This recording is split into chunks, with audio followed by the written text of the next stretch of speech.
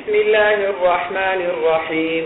الحمد لله الذي هدانا للإسلام والإيمان وفضل ديننا على سائر الأديان ونور قلوبنا بعلوم الحديث والقرآن، والصلاة والسلام على سيد الخلق والبشر المبعوث إلى الإنس والجان وعلى آله وأصحابه الذين هم بذلوا أنفسهم وحياتهم لنشر علوم الحديث في كل زمان في جميع الدول والبلدان، سيما أسلافنا ومشايخنا في الهند والباكستان. أما بعد، فبالسند المتصل منا إلى الإمام الهمام الحافظ الحجة الثقة أمير المؤمنين في الحديث ورأس المحدثين في القديم والحديث أبي عبد الله محمد بن إسماعيل بن إبراهيم بن المغيرة الجعفي البخاري رحمه الله تعالى رحمة واسعة، ومتعنا الله تعالى بعلومه آمين. قال: حدثنا يحيى بن بكير قال حدثنا الليث عن عقيل قال ابن شهاب فأخبرني عروة بن الزبير أن عائشة رضي الله عنها وعنهم زوج النبي صلى الله عليه وسلم قالت: لم أعقل أبوي قط إلا وهما يدينان الدين، ولم يمر علينا يوم إلا يأتينا فيه رسول الله صلى الله عليه وسلم طرفي النهار بكرة وعشية، فلما ابتلي المسلمون خرج أبو بكر مهاجرا نحو أرض الحبشة حتى إذا بلغ برك الغماد لقيه ابن الدغنة وهو سيد القارة، فقال: أين تريد يا أبا بكر؟ فقال أبو بكر: أخرجني قومي فأريد أن أسيح في الأرض وأعبد ربي. قال ابن دغنة: فإن مثلك يا أبا بكر لا يخرج ولا يخرج، إنك تكسب المعدمة وتزل الرحم وتحمل الكل وتقري الضيف وتعين على نوائب الحق، فأنا لك جار، ارجع واعبد ربك ببلدك. فرجع وارتحل معه ابن الدغنة، فتعف ابن الدغنة عشية في أشراف قريش فقال لهم: إن أبا بكر لا يخرج مثله ولا يخرج،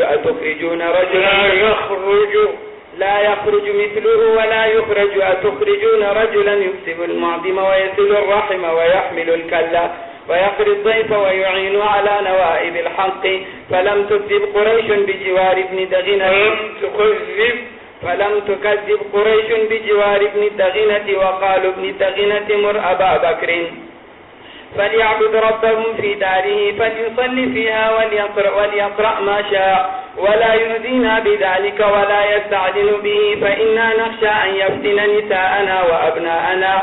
فقال ذلك ابن دغنة لأبا بكر، فلبث أبو بكر بذلك يعبد ربه في داره ولا يستعجل بصلاته ولا يقرأ في غير داره. ثم بدا لأبي بكر فابتنى مسجدا بفناء داره وكان يصلي فيه ويقرأ القرآن، فيتقذف عليه نساء المشركين وأبناؤهم وهم يعجبون منه وينظرون إليه، وكان أبو بكر رجلا بكاء لا يملك عينيه إذا قرأ القرآن، وأفزع ذلك أشراف قريش من المشركين، فأرسلوا إلى ابن الدغنة فقدم عليهم فقالوا: إنا كنا أجرنا أبا بكر بجوارك على أن يعبد ربه في داره، فقد جاوز ذلك فابتنى مسجدا بفناء داره فأعلن بالصلاة والقراءة فيه، وإنا قد خشينا أن يفتن نساؤنا وأبناؤنا فنهوا، فإن أحب أن يقتصر على أن يعبد ربه في داره فعل،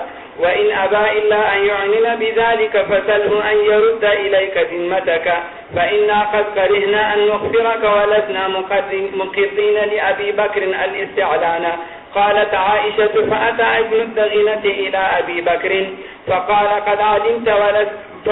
قد علمت الذي عاقدت لك عليه، فإما أن تقتصر على ذلك وإما أن ترجع إلي ذمتي، فإني لا أحب أن تسمع العرب أني أخفرت في رجل عقدت له. فقال أبو بكر: فإني أرد إليك جوارك وأرضى بجوار الله والنبي صلى الله عليه وسلم يومئذ بمكة. فقال النبي صلى الله عليه وسلم للمسلمين: إني أريد دار هجرتكم ذات نخل بين لابتين وهما الحرتان، فهاجر من هاجر قبل المدينة ورجع عامة من كان هاجر بأرض الحبشة إلى المدينة. وتجهز أبو بكر قبل المدينة فقال له رسول الله صلى الله عليه وسلم على رسلك فإني أرجو أن يؤذن لي. فقال أبو بكر وهل ترجو ذلك بأبي أنت؟ قال نعم. فحبس أبو بكر نفسه على رسول الله صلى الله عليه وسلم ليصحبه، وعلى راحلتين كانتا من ورق التمر وهو الخبث 4 أشهر. قال ابن شهاب قال عروة قالت عائشة فبينما نحن يوما جلوس في بيت أبي بكر في نحر الظهيرة قال قائل لأبي بكر هذا رسول الله صلى الله عليه وسلم متقنعا في ساعة لم يكن يأتينا فيها. فقال أبو بكر فداء له أبي وأمي والله ما جاء به في هذه الساعة إلا أمر. قالت فجاء رسول الله صلى الله عليه وسلم فاستأذن فأذن له فدخل. فقال النبي صلى الله عليه وسلم لأبي بكر أخرج من عندك. فقال أبو بكر إنما هم أهلك بأبي أنت يا رسول الله. قال فإني قد أذن لي في الخروج. فقال أبو بكر الصحابة بأبي أنت يا رسول الله. قال رسول الله صلى الله عليه وسلم نعم. قال أبو بكر فخذ بأبي أنت يا رسول الله إحدى راحلتي هاتين. قال رسول الله صلى الله عليه وسلم بالثمن.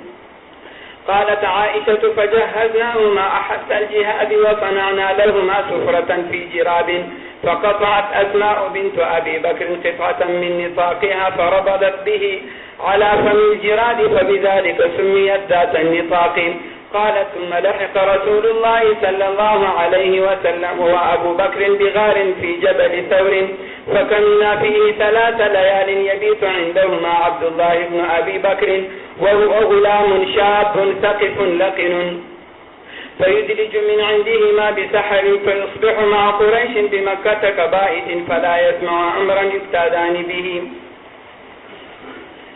إلا وعاه حتى يأتيهما بخبر ذلك حين يفترط الظلام فيرى عليهما عامر بن فهيرة مولى أبي بكر من غنم فيريحها عليهما حين تذهب ساعة من العشاء فيبيتان في رسل وهو لبن من حتيها ورضيفهما حتى ينعق بها عامر بن فهيرة بغلس يفعل ذلك في كل ليلة من تلك الليالي 3. واستأجر رسول الله صلى الله عليه وسلم وأبو بكر رجلا من بني الديل وهو من بني عبد بن عدي هاديا خريتا. والخريت الماهر بالهداية قد غمس حلفا في آل العاص بن وائل السهمي وهو على دين كفار قريش فأمناه فدفع إليه راحلتيهما وواعداه غار ثور بعد 3 ليال براحلتيهما صبح 3 وانطلق معهما عامر بن فهيرة والدليل فأخذ بهما على طريق السواحل. قال ابن شهاب وأخبرني عبد الرحمن بن مالك المدلجي وهو ابن أخي سراقة بن مالك بن جعشم أن أباه أخبرهم أنه سمع سراقة بن جعشم يقول جاءنا رسول كفار قريش يجعلون في رسول الله صلى الله عليه وسلم وأبي بكر دية كل واحد منهما لمن قتله أو أسره. فبينما أنا جالس في مجلس من مجالس قوم بني مدلج أقبل رجل منهم حتى قام علينا ونحن جلوس فقال يا سراقة إني قد رأيت آنفا أسودة بالساحل أراهما محمدا وأصحابهم. قال سراقة فعرفت أنهم هم فقلت له إنهم ليسوا بهم ولكنك رأيت فلانا وفلانا. انطلقوا بأعيننا ثم لبثت في المسجد ساعة ثم قمت فدخلت فأمرت جاريتي أن تخرج بفرسي وهي من وراء أكمة فتحبسها علي وأخذت رمحي فخرجت به من ظهر البيت فخطبت برجه الأرض وقفزت عاليه حتى أتيت فرسي فركبتها فرفعتها تقرب بي حتى دنوت منهم فعثرت بي فرسي فخرجت عنها فقمت فأهويت يدي إلى كنانتي فاستخرجت منها الأسلام فاستقسمت بها أدرهم أم لا. فخرج الذي أكرم فركبت فرسي وعصيت ألام تقرب بي حتى إذا سمعت قراءة رسول الله صلى الله عليه وسلم وهو لا يلتفت، وأبو بكر يكثر الالتفات. ساخت يدا فرسي في الأرض حتى بلغت الركبتين فخررت عنها، ثم زجرتها فنهزت فلم تكد تخرج يديها، فلما استوت قائمة إذا لا أثر يديها غبار ساتع في السماء مثل الدخان، فاستقسمت بالأزلام فخرج الذي أكره، فناديتهم بالأمان فوقفوا، فركبت فرسي حتى جئتهم، ووقع في نفسي حين لقيت ما لقيت من الحبس عنهم أن سيظهر أمر رسول الله صلى الله عليه وسلم. فقلت له إن قومك قد جعلوا فيك أذية، وأخبرتهم أخبار ما يريد الناس بهم، وعرضت عليهم الزاد والمتاع، فلم يزراني ولم يسألاني إلا أن قال أخف عنا، فسألته أن يكتب لي كتاب أمن، فأمر عامر بن فهيرة فكتب لي في رقعة من أدم، ثم مضى رسول الله صلى الله عليه وسلم. قال ابن شهاب فأخبرني عروة بن الزبير أن رسول الله صلى الله عليه وسلم لقي الزبير في ركب من المسلمين كانوا تجارا قافلين من الشام، فكسى الزبير رسول الله صلى الله عليه وسلم وأبا بكر ثياب بياض، وسمع المسلمون بالمدينة بمخرج رسول الله صلى الله عليه وسلم من مكة، فكانوا يغدون كل ليلة إلى الحرة فينتظرونهم حتى يردهم حر الظهيرة، فانقلبوا يوما بعدما أطالوا انتظارهم، فلما أووا إلى بيوتهم أوفى رجل من يهود على أتم من أطعامهم لأمر ينظر إليه، فبصر برسول الله صلى الله عليه وسلم وأصحابه مبيضين يزول بهم السراب، فلم يملك اليهودي أن قال بأعلى صوته يا معاشر العرب هذا جدكم الذي تنتظرونه. فسار المسلمون إلى السلاح فتلقوا رسول الله صلى الله عليه وسلم بظهر حرة، فعدل بهم ذات اليمين حتى نزل بهم في بني عمرو بن عوف، وذلك يوم الاثنين من شهر ربيع الأول. فقام أبو بكر للناس وجلس رسول الله صلى الله عليه وسلم صامتا، فطفق من جاء من الأنصار ممن لم ير رسول الله صلى الله عليه وسلم يجيء أبا بكر حتى أصابت الشمس رسول الله صلى الله عليه وسلم، فأقبل أبو بكر حتى ظلل عليه بردائه، فعرف الناس رسول الله صلى الله عليه وسلم عند ذلك، فلبث رسول الله صلى الله عليه وسلم في بني عمرو بن عوف 12 ليلة، ووسط المسجد الذي أسس على التقى، وصلى فيه رسول الله صلى الله عليه وسلم، ثم ركب راحلته فسار يمشي معه الناس حتى بركت عند مسجد الرسول صلى الله عليه وسلم بالمدينة، وهو يصلي فيه يومئذ رجال من المسلمين، وكان مربدا للتمر لسهيل وسهل غلامين يتيمين في حجر أسعد بن زرارة. فقال رسول الله صلى الله عليه وسلم حين بركت به راحلته هذا إن شاء الله المنزل. ثم دعا رسول الله صلى الله عليه وسلم الغلامين فساومهما بالمربد ليتخذه مسجدا، فقال بل نهبه لك يا رسول الله، فأبى رسول الله صلى الله عليه وسلم أن يقبله منهما هبة حتى ابتاعه منهما ثم بناه مسجدا. وطفق رسول الله صلى الله عليه وسلم ينقل معهم اللبن في بنيانه، وهو ينقل اللبن هذا الحمال لا حمال خيبر، هذا أبر ربنا وأطهر، ويقول اللهم إن الأجر الآخرة فارحم الأنصار والمهاجرة. فتمثل بشعر رجل من المسلمين لم يسمى لي. قال ابن شهاب ولم يبلغنا في الأحاديث أن رسول الله صلى الله عليه وسلم تمثل ببيت شعر تام من غير هذه الأبيات. بسم الله الرحمن الرحيم. وبه قال حدثني عبد الله بن أبي شيبة قال حدثنا أبو أسامة قال حدثنا هشام عن أبيه وفاطمة عن أسماء رضي الله تعالى عنها وعنهم صنعت سفرة للنبي صلى الله عليه وسلم وأبي بكر حين أراد المدينة، فقلت لأبي ما أجد شيئا أربطه إلا نطاقي، قال فشقيه ففعلت فسميت ذات النتاقين. وبه قال حدثنا محمد بن بشار قال حدثنا غندر قال حدثنا شعبة عن أبي إسحاق قال سمعت البراء رضي الله تعالى عنه وعنهم قال لما أقبل النبي صلى الله عليه وسلم إلى المدينة تبعه سراقة بن مالك بن جعشم فدعا عليه النبي صلى الله عليه وسلم فساقت به فرسه قال ادعو الله لي ولا أضرك فدعا له قال فعطش رسول الله صلى الله عليه وسلم فمر براع قال أبو بكر الصديق رضي الله تعالى عنه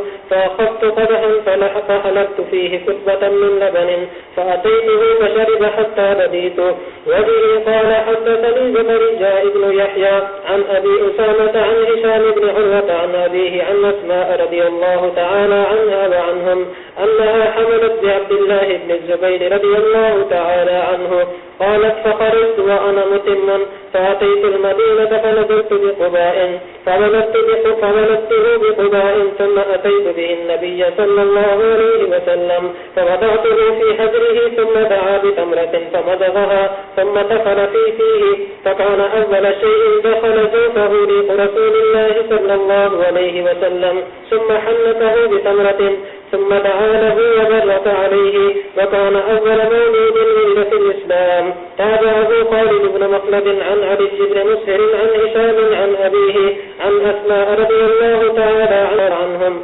أنها هاجرت إلى النبي صلى الله عليه وسلم وهي حبلى.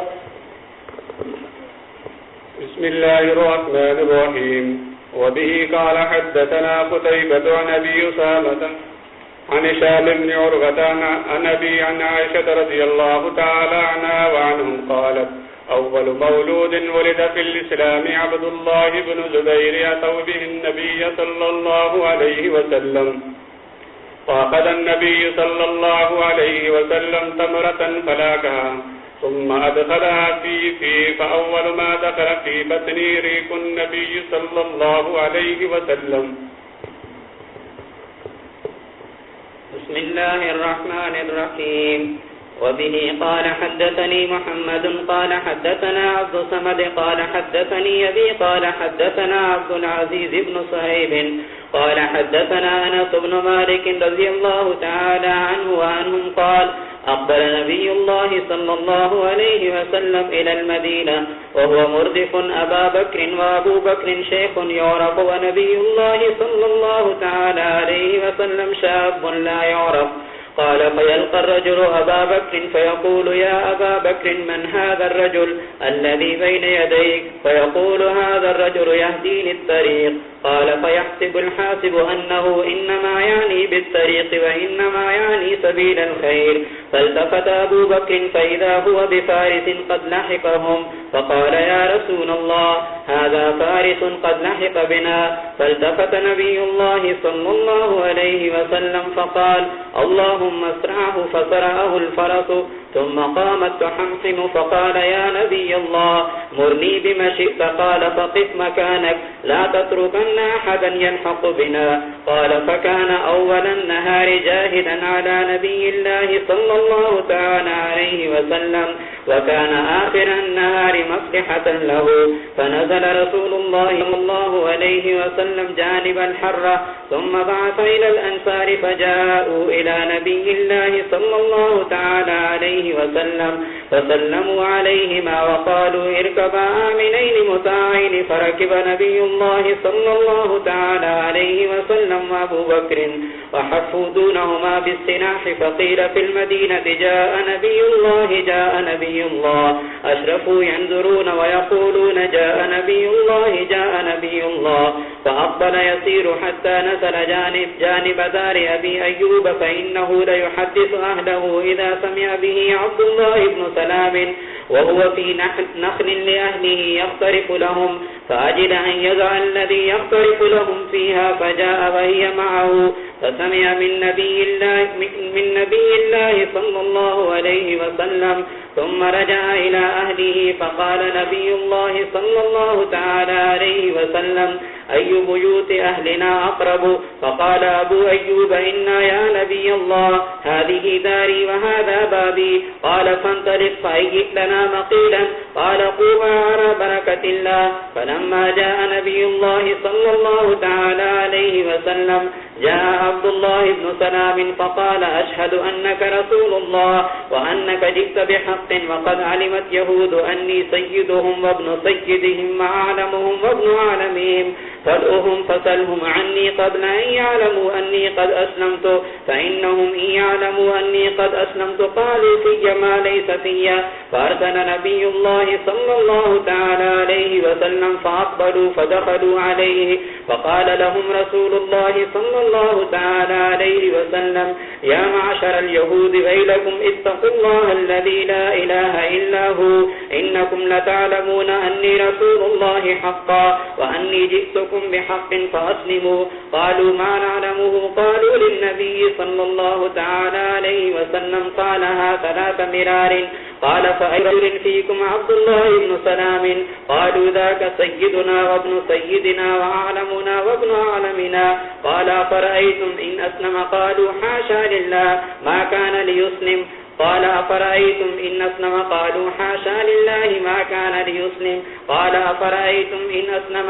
قالوا حاشا لله ما كان ليسلم. قال يا ابن سلام اخرج عليهم. فخرج فقال يا معشر اليهود اتقوا الله فوالله الذي لا إله إلا هو إنكم لتعلمون أنه رسول الله وأنه جاء بحق.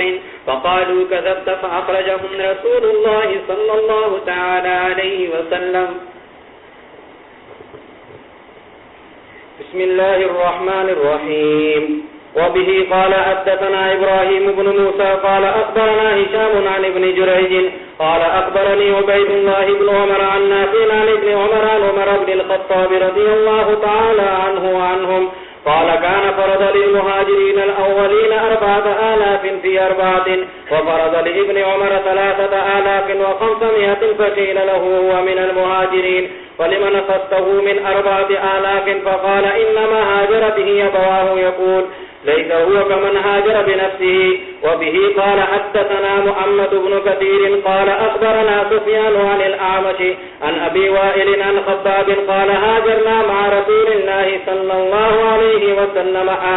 قال وحدثنا مسدد قال حدثنا يحيى عن الأعمش قال سمعت شقيق بن سلمة قال حدثنا خباب قال هاجرنا مع رسول الله صلى الله عليه وسلم نبتغي وجه الله ووجب أجرنا على الله فمنا من مضى لم يأكل من أجره شيئا منهم مصعب بن عمير قتل يوم أحد فلم نجد شيئا نقبله فيه إلا نمرة كنا إذا غطينا بها رأسه خرجت رجلاه فإذا غطينا رجليه خرج رأسه فأمرنا رسول الله صلى الله عليه وسلم أن نغطي رأسه بها ونجعل على رجليه إذخرا ومنا من أينعت له ثمرته فهو يهدبها.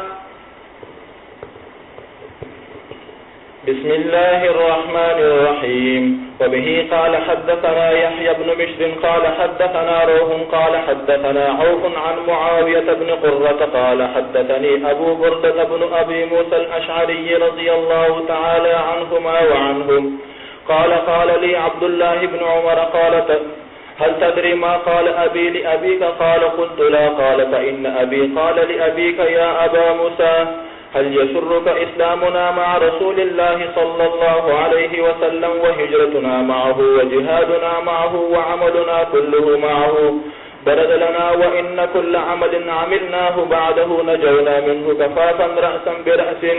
فقال أبي لا والله قد جاهدنا بعد رسول الله صلى الله عليه وسلم وصلينا وصمنا وعملنا خيرا كثيرا وأسلم على أيدينا بشر كثير وإنا لنرجو ذلك. فقال أبي لكني أنا والذي نفس عمر بيده لوجدت أن ذلك برد لنا وأن كل شيء عملنا بعده نجونا منه كفافا رأسا برأس. فقلت إن أباك والله خير من أبي.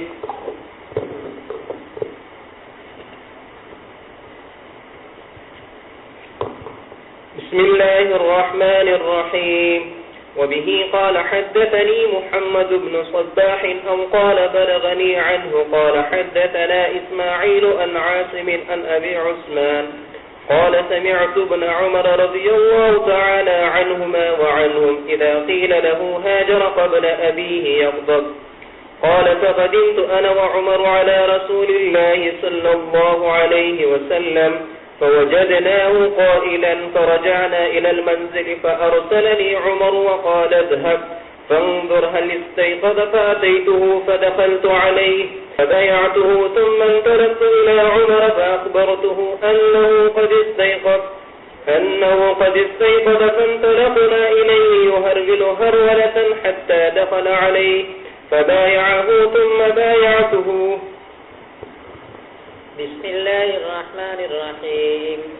وبه قال حدثنا أحمد بن عثمان قال حدثنا شريح بن مسلمة قال حدثنا إبراهيم بن يوسف عن أبيه عن أبي إسحاق قال سمعت البراء رضي الله عنه وعنهم يحدث قال ابتاع أبو بكر من عازب رحلا فحملته معه قال فسأله عازب عن مسير رسول الله صلى الله عليه وسلم قال أخذ علينا بالرسل فخرجنا ليلا فأحيينا ليلنا ويومنا حتى قام قائم ظهيرا ثم رفعت لنا صخرة فأعطيناها ولها شيء من ذل قال فخرجت لرسول الله صلى الله عليه وسلم فروة معي ثم سجع عليها النبي صلى الله عليه وسلم فانطلقت أنفذ ما حوله فإذا أنا براع قد أقبل في غنيمة يريد من الصخرة مثل الذي أردنا فسألته لمن أنت يا غلام فقال أنا لفلان فقلته هل في غنمك من لبن قال نعم قلت له هل أنت حالب قال نعم فأخذ شاة من غنمه فقلت له انفذ الزرع قال فحلب كثبة من لبن ومعي إدابة من ماء عليها خرقة قد رواتها لرسول الله صلى الله عليه وسلم فصببت على اللبن حتى برد أسفله ثم أتيت به النبي صلى الله عليه وسلم فقلت اشرب يا رسول الله فشرب رسول الله صلى الله عليه وسلم حتى رضيت ثم ارتحلنا واقتربوا في أثرنا. قال البراء فدخلت مع أبي بكر على آله فإذا عائشة ابنته مضطجعة قد أصابتها حمى فرأيت أباها فقبل قدها فقال كيف أنت يا بني. بسم الله الرحمن الرحيم. وبه قال حدثنا سليمان بن عبد الرحمن قال حدثنا محمد بن حمير قال حدثنا إبراهيم بن أبي عبلة أن عقبة بن وساج حدثه عن أنس رضي الله تعالى عنه وعنهم خادم النبي صلى الله عليه وسلم قال قدم النبي صلى الله عليه وسلم وليس في أصحابه أشمت غير أبي بكر فغلفها بالحناء والكتم. وقال دحيم قال حدثنا الوليد قال حدثنا الأوزاعي قال حدثني أبو عبيد عن عقبة بن وساج حدثني أنس بن مالك رضي الله تعالى عنه وعنهم قال قدم النبي صلى الله عليه وسلم المدينة فكان أسن أصحابه وأبو بكر فغلفها بالحناء والكتم حتى قنأ لونها. بسم الله الرحمن الرحيم. وبه قال حدثنا أصبغ قال حدثنا ابن وهب عن يونس عن ابن شهاب عن عروة بن الزبير عن عائشة رضي الله تعالى عنها وعنهم أن أبا بكر رضي الله تعالى عنه تزوج امرأة من كلب يقال لها أم بكر فلما هاجر أبو بكر طلقها فتزوجها ابن عمها هذا الشاعر الذي قال هذه القصيدة رثى كفار قريش وماذا بالقليل قليل بدر من الشيبة تزين بالسلام وماذا بالقليل قليل بدر من القينات والشهد الكرام تحيي بالسلامة أم بكر وأن لي بعد قومي من سلامي يحدثنا الرسول بأمس الحياة وكيف حياة أصداء وهامي.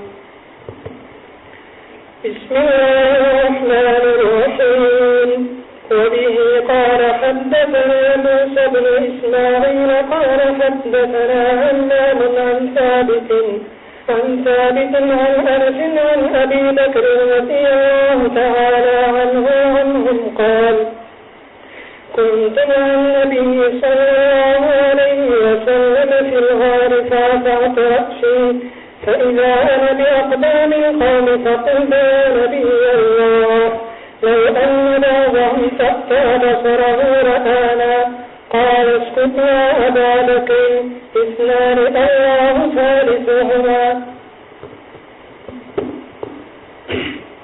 بسم الله الرحمن الرحيم. وبه قال حدثنا علي بن عبد الله قال حدثنا الوليد بن مسلم قال حدثنا الأوزاعي وقال محمد بن يوسف حدثنا الأوزاعي قال حدثني الزهري قال حدثني عتاب بن يزيد الليثي قال حدثني أبو سعيد رضي الله تعالى عنه وعنهم قال جاء أعرابي إلى النبي صلى الله عليه وسلم فسأله عن الهجرة فقال ويحك إن الهجرة شأنها شديد فهل لك من إبل؟ قال نعم. قال فتعطي صدقتها؟ قال نعم.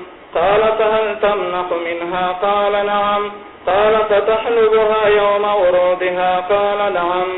قال فاعمل من وراء البحار فإن الله لن يترك من عملك شيئا. بسم الله الرحمن الرحيم. باب مقدم النبي صلى الله عليه وسلم وأصحابه إلى المدينة. وبه قال حدثنا أبو الوليد قال حدثنا شعبة قال أنبأنا أبو إسحاق سمع البراء رضي الله تعالى عنه وعنهم قال أول من قدم علينا مصعب بن عمير وابن أم مكتوم ثم قدم علينا عمار بن ياسر وبلال. وبه قال حدثنا محمد بن بشار قال حدثنا هندر قال حدثنا شعبة عن أبي إسحاق قال سمعت البراء بن عازب رضي الله تعالى عنه وعنه قال أول من قدم علينا مصعب بن عمير وابن أم مكتوم وكانوا يقرؤون الناس فقدم بلال وسعد وعمار بن ياسر ثم قدم عمر بن الخطاب في 20 من أصحاب النبي صلى الله عليه وسلم ثم قدم النبي صلى الله عليه وسلم فما رأيت أهل المدينة فرحوا بشيء فرحهم برسول الله صلى الله عليه وسلم حتى جعل الإماء يقولون قدم رسول الله صلى الله عليه وسلم فما قدم حتى قرأت سبح اسم ربك الأعلى في سور من المفصل. بسم الله الرحمن الرحيم.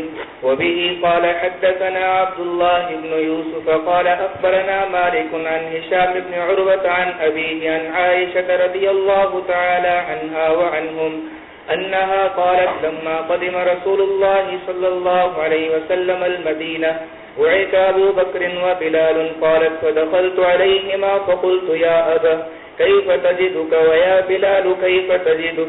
قال فكان أبو بكر إذا أخذته الحمى يقول كل امرئ مصبح في أهله والموت أدنى من شراك نعله. وكان بلال إذا أقلع عنه يرفع وقيرته ويقول شعر ألا ليت شعري هل أبيتن ليلة بواد وحولي إذخر وجليل وهل أردا يوما مياه مجنة وهل يبدوا لي شامة وتفيل.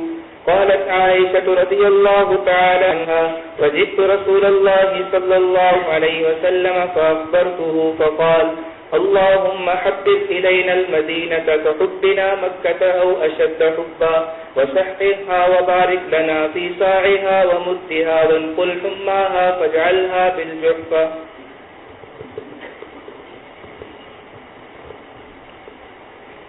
بسم الله الرحمن الرحيم. وبه قال حدثني عبد الله بن محمد قال حدثنا هشام قال أخبرنا معمر عن الزهري قال حدثني عروة أن عبيد الله بن عدي أخبره قال دخلت على عثمان رضي الله تعالى عنه وعنهم. وقال بشر بن شعيب قال حدثني أبي عن الزهري قال حدثني عروة بن الزبير أن عبيد الله بن عدي بن الخيار أخبره قال دخلت على عثمان رضي الله تعالى عنه وعنهم فتشهد ثم قال أما بعد فإن الله بعث محمدا صلى الله عليه وسلم بالحق وكنت ممن استجاب لله ولرسوله وآمن بما بعث به محمد صلى الله عليه وسلم ثم هاجرت هجرتين ونلت سهر رسول الله صلى الله عليه وسلم وبايعته فوالله ما عصيته ولا غششته حتى توفاه الله. تابعه إسحاق الكلبي قال حدثني الزهري مثله. بسم الله الرحمن الرحيم. وبه قال حدثنا يحيى بن سليمان قال حدثني ابن وهب قال حدثنا مالك قال أخبرني يونس عن ابن شهاب قال أخبرني عبيد الله بن عبد الله أن ابن عباس أخبره أن عبد الرحمن بن عوف رجع إلى أهله وهو بمنى في آخر حجة حجها عمر فوجدني فقال عبد الرحمن فقلت يا أمير المؤمنين إن المسلم يجمع رعاع الناس وإني أرى أن تمهله حتى تقدم المدينة فإنها دار الهجرة والسنة وتخلص لأهل الفقه وأشراف الناس وذوي رأيهم.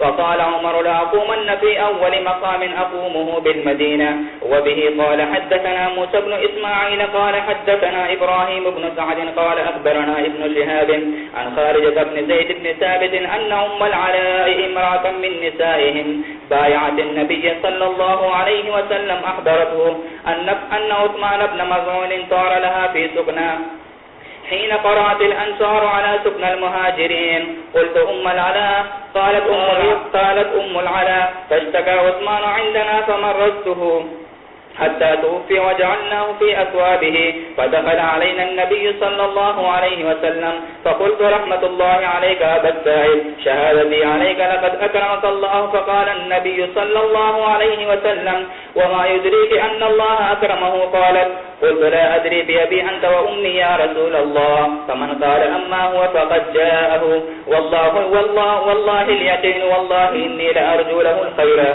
وما أدري والله وأنا رسول الله ما يفعل بي. قالت فوالله لا أزكي أحدا بعده. قالت فاحزنني ذلك فنمت فأريد لعثمان بن مظعون عينا تجري فجئت رسول الله صلى الله عليه وسلم فأخبرته فقال ذلك عمله. وبه قال حدثنا عبيد الله بن سعيد قال حدثنا أبو أسامة عن هشام عن أبيه عن عائشة رضي الله تعالى عنها وعنهم قالت كان يوم بعاث يوما قدمه الله لرسوله صلى الله عليه وسلم فقدم رسول الله صلى الله عليه وسلم المدينة وقد افترق ملوهم وقتلت شرابهم في دخولهم في الإسلام. بسم الله الرحمن الرحيم. وبه قال حدثني محمد بن المثنى قال حدثني غندر قال حدثنا شعبة عن هشام عن أبيه عن عائشة رضي الله تعالى عنها وعنهم أن أبا بكر دخل عليها والنبي صلى الله عليه وسلم عندها يوم فتر أو أضحى وعندها قينتان تغنيان بما تعاسفت الأنصار يوم بعاث. فقال أبو بكر مزمار الشيطان مرتين. فقال النبي صلى الله عليه وسلم دعهما يا أبا بكر إن لكل قوم عيدا وإن عيدنا هذا اليوم.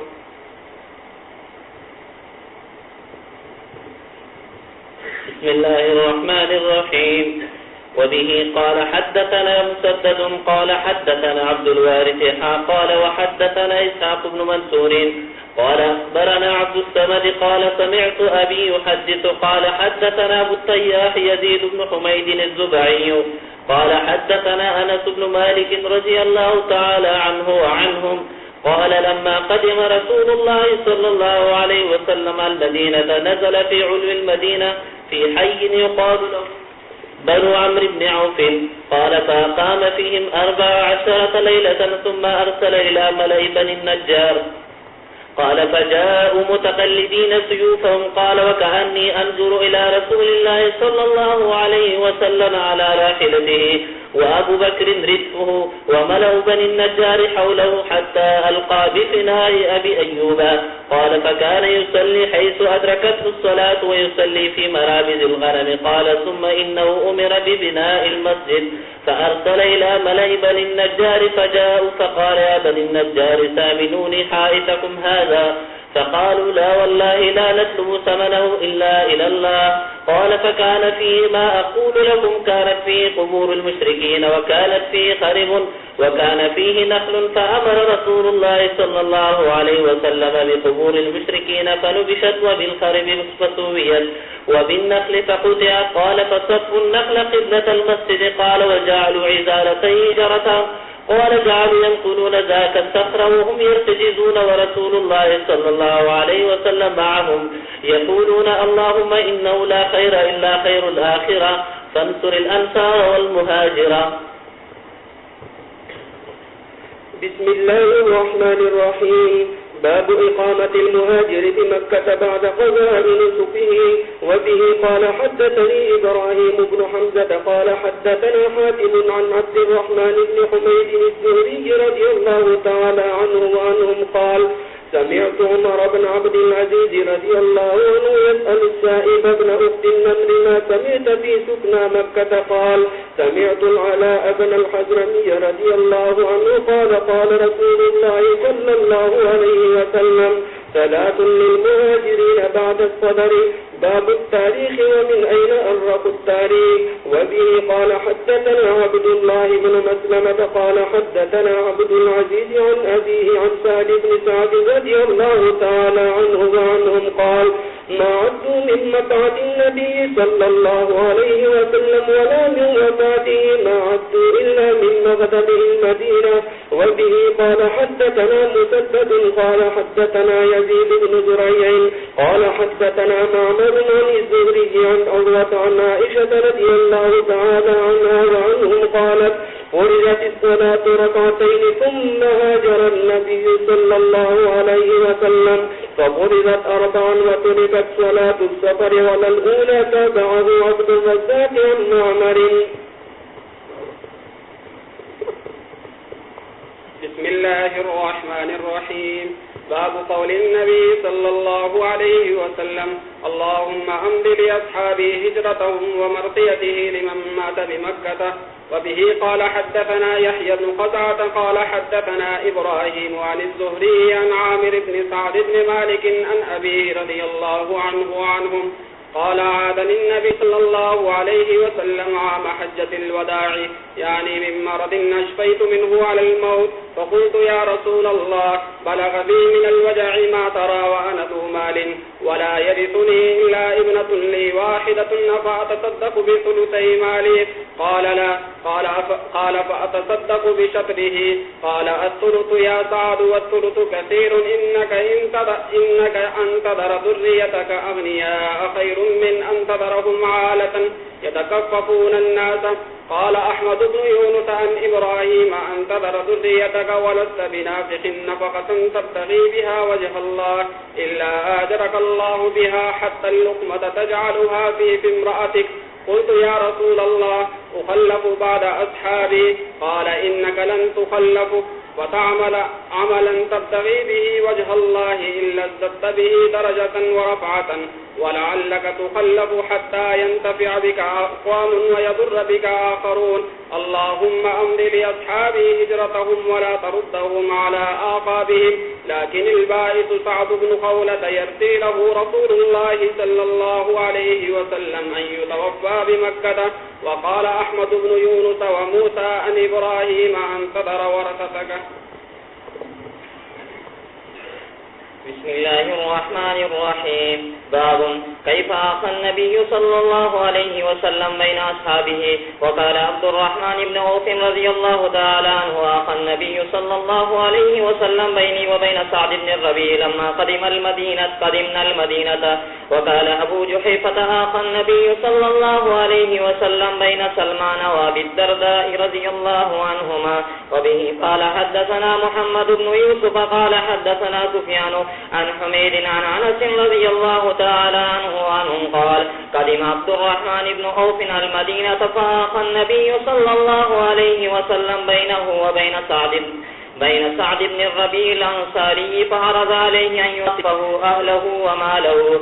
فقال عبد الرحمن رضي الله تعالى عنه بارك الله لك في أهلك ومالك دلني على السوق فربح شيئا من عفت وسمن. فرآه النبي صلى الله عليه وسلم بعد أيام وعليه وذر من سفرة.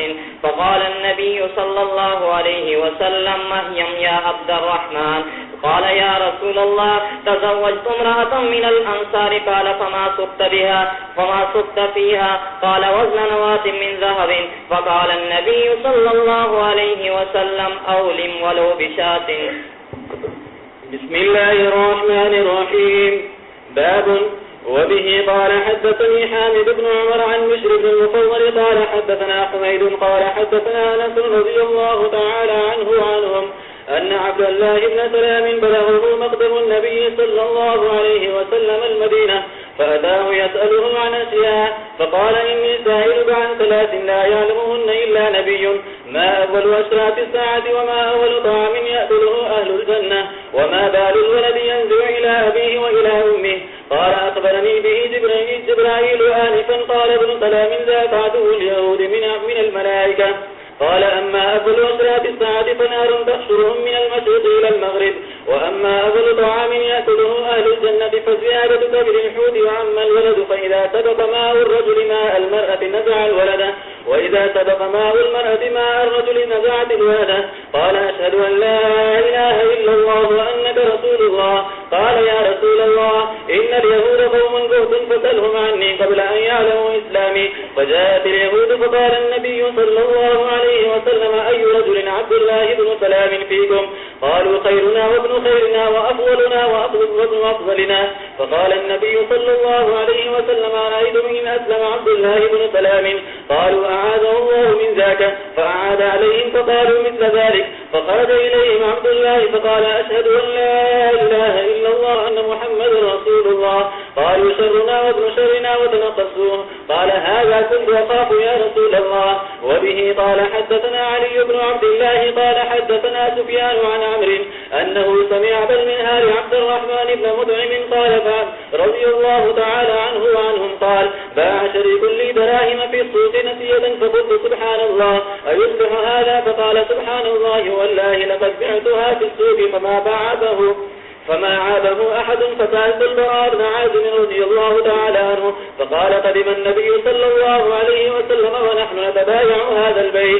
فقال ما كان يدا بيد فليس به بأس وما كان نسية فلا يصبح. والقى زيد بن أرقم فسأله فإنه كان أعظمنا تجارة. فسألت زيد بن أرقم فقال مثله. وقال سفيان مرة فقال قدم علينا النبي صلى الله عليه وسلم المدينة ونحن نتبايع. وقال نسية للموسم أو قال الحج. باب اتيان اليهود النبي صلى الله عليه وسلم حين قدم المدينة هادوا صاروا يهودا. وأما قوله هدنا تبنا هائد تائب. وبه قال حدثنا مسلم بن إبراهيم قال حدثنا قرة عن محمد عن إبراهيم عن أبي هريرة رضي الله تعالى عنه وعنهم عن النبي صلى الله عليه وسلم قال لو آمن بي 10 من اليهود لآمن بي اليهود. وبه قال حدثنا أحمد ومحمد بن عبيد الله الغداني قال حدثنا حماد بن أسامة قال أخبرنا أبو عميس عن قيس بن مسلم عن طارق بن شهاب عن أبي موسى رضي الله تعالى عنه وعنهم قال دخل النبي صلى الله عليه وسلم المدينة وإذا ناس من اليهود يعظمون عاشوراء ويصومونه. فقال النبي صلى الله عليه وسلم نحن أحق بصومه فأمر بصومه. وبه قال حدثني زياد بن أيوب قال حدثنا هشيم قال أخبرنا أبو بشر عن سعيد بن جبير عن ابن عباس رضي الله تعالى عنهما وعنهم قال لما قدم النبي صلى الله عليه وسلم المدينة وجد اليهود يصومون عاشوراء فسئلوا عن ذلك فقالوا هذا هو اليوم الذي أرى الله فيه موسى وبني إسرائيل على فرعون ونحن نصومه تعظيما له. فقال رسول الله صلى الله عليه وسلم نحن أولى بموسى منكم ثم أمر بصومه. وبه قال حدثنا عبدان قال حدثنا عبد الله عن يونس عن الزهري قال أخبرني عبيد الله بن عبد الله بن عتبة عن عبد الله بن عباس رضي الله تعالى عنهما وعنهم أن النبي صلى الله عليه وسلم كان يسل شعره وكان المشركون يفرضون رؤوسهم وكان أهل الكتاب يسلون رؤوسهم وكان النبي صلى الله عليه وسلم يحب موافقة أهل الكتاب فيما لم يؤمر فيه بشيء. ثم فرق النبي صلى الله عليه وسلم رأسه. وبه قال حدثني زياد بن أيوب قال حدثنا هشيم قال أخبرنا أبو بشر عن سعيد بن جبير عن ابن عباس رضي الله تعالى عنهما وعنهم قال هم أهل الكتاب جزءوا أجزاء فآمنوا ببعضه وكفروا ببعضه. بسم الله الرحمن الرحيم. باب إسلام سلمان الفارسي رضي الله تعالى عنه. وبه قال حدثني الحسن بن عمر بن شقيق قال حدثنا معتمر قال أبي وقال حدثنا أبو عثمان عن سلمان الفارسي رضي الله تعالى عنه وعنهم أنه تداوله 11 من رب إلى رب. وبه قال حدثنا محمد بن يوسف البيكندي قال حدثنا سفيان عن عوف عن أبي عثمان رضي الله تعالى عنه وعنهم قال سمعت سلمان رضي الله تعالى عنه يقول أنا من رام هرمز. وبه قال حدثني الحسن بن مدرك قال حدثنا يحيى بن حماد قال أخبرنا أبو عوانة عن عاصم الأحوري عن أبي عثمان عن سلمان رضي الله تعالى عنه وعنهم قال فترة بين عيسى ومحمد صلى الله عليه وسلم 600 سنة.